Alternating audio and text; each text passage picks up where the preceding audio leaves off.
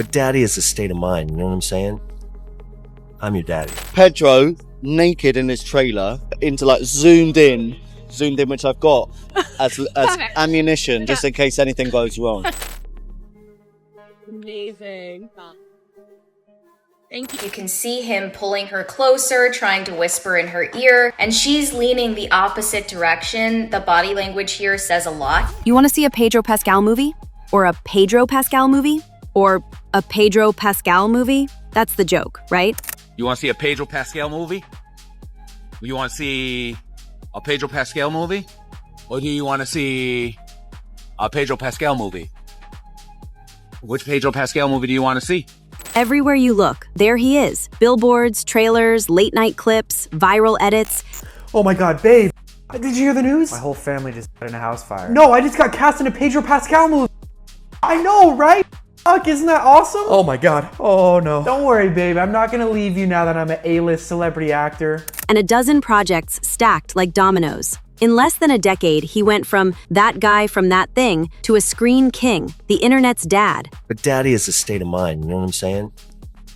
I'm your daddy. A walking meme and a studio safety net. The rise looks effortless. The applause is loud, but the louder it gets, the more the questions echo. Because fame is a mirror. It reflects the glow and the shadows.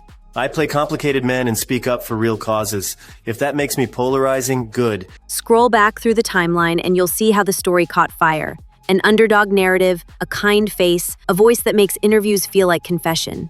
Then, the machine kicked in. Prestige TV, franchise helmets, red carpets that doubled as victory laps. All of it worked.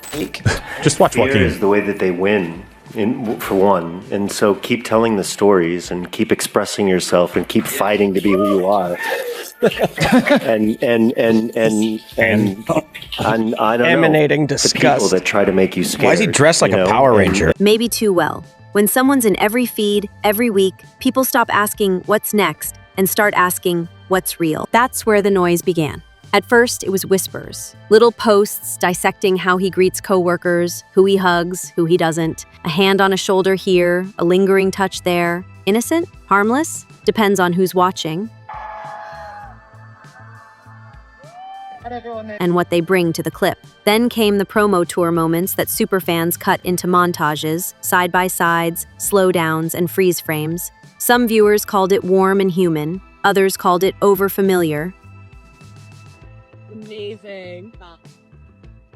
Thank you. Especially in mixed company. The discourse didn't stay small. Hashtags formed, compilations spread, and a public that used to be passive turned into a panel of armchair investigators. The defense arrived fast. Anxiety. I want people to be safe and to be protected, and I want very much to live on the right side of history. In interviews and posts, the line was simple. Crowds are overwhelming, touch is grounding, physical contact is a coping tool in high-pressure settings. That tugged at heartstrings. A lot of us know what anxious feels like, but the internet doesn't stop at empathy. It tests the logic. If touch is the balm, why does it seem to show up more around certain co-stars than others? Why are some interactions measured and others more forward? Side-by-side clips began to circulate, fueling the idea, fair or not, that the explanation didn't fully land. And when an explanation cracks, the speculation multiplies. Here's the part nobody wants to admit out loud. Mainstream outlets mostly stayed quiet. Plenty of glossy profiles, plenty of Hollywood's nicest man think pieces, almost no deep dives on the moments fans were debating. That silence felt like a choice. And choices get read as protection. Protection invites comparisons. Why did X face consequences for posts? Some asked, while Y sails through rough press with barely a dent. Apples and oranges, maybe, but perception is the currency now, and the exchange rate changes by the hour. Zoom out, and the pattern looks bigger than one man. Hollywood loves a market-tested archetype, and he fits a lucrative one. Strong, yet soft, a protector who cries, a leading man built for empathy. Call it the national dad lane. It plays to the demo studio's chase, and it pairs perfectly with modern values on kindness and care. That doesn't mean the person is fake. It means the packaging is deliberate. Moments that read approachable aren't always accidents. A well-timed laugh, a lingering glance, an arm around a shoulder while cameras flash. In the right edit, those beats become brand. But branding cuts both ways. If the public thinks an image is manufactured, they start stress testing it. Every new video becomes evidence. Every old clip becomes a clue. Soon the story isn't, is he nice, but is he selective? Is this organic? Is he being steered? Or is he steering all of us? And somewhere underneath the headlines and hot takes, there's a human who might be exactly what he seems. Talented, hardworking, messy, anxious, decent, just living life under a magnifying glass that bends light into shapes no one recognizes. There's another twist: ubiquity. In 2025 alone, the schedule reads like a flex. Art house drama, auteur collab, franchise figurehead, space western mainstay, and a multi-film superhero arc waiting in the wings. It's a stunning resume, and a lot to carry. When the same face anchors multiple four-quadrant stories at once, a new kind of fatigue sets in. Not hatred, heat death. People don't boo, they tune out. That's the danger of being everywhere. The audience stops missing you when you're gone, because you're never gone. So what's real and what's rumor? Here's the honest line. A portion of the internet believes the touchy clips cross a line. Another portion believes they're nothing. Some fans say the anxiety explanation resonates. Others say it's selectively applied. Mainstream media largely highlights the wins and steers around the mess. None of that equals guilt. None of that equals sainthood. It equals tension between image and inference, PR and perception, intent and impact. And if you want the industry answer, it's this. Hollywood doesn't need anyone to be perfect. It needs someone to be profitable. As long as tickets move, screens glow, and sentiment stays net positive, the machine keeps feeding the myth. When sentiment shifts, the machine shifts too. That's not cynical, it's structural. The same strategy that elevates a star can replace one. Today's omnipresence can become tomorrow's vacancy.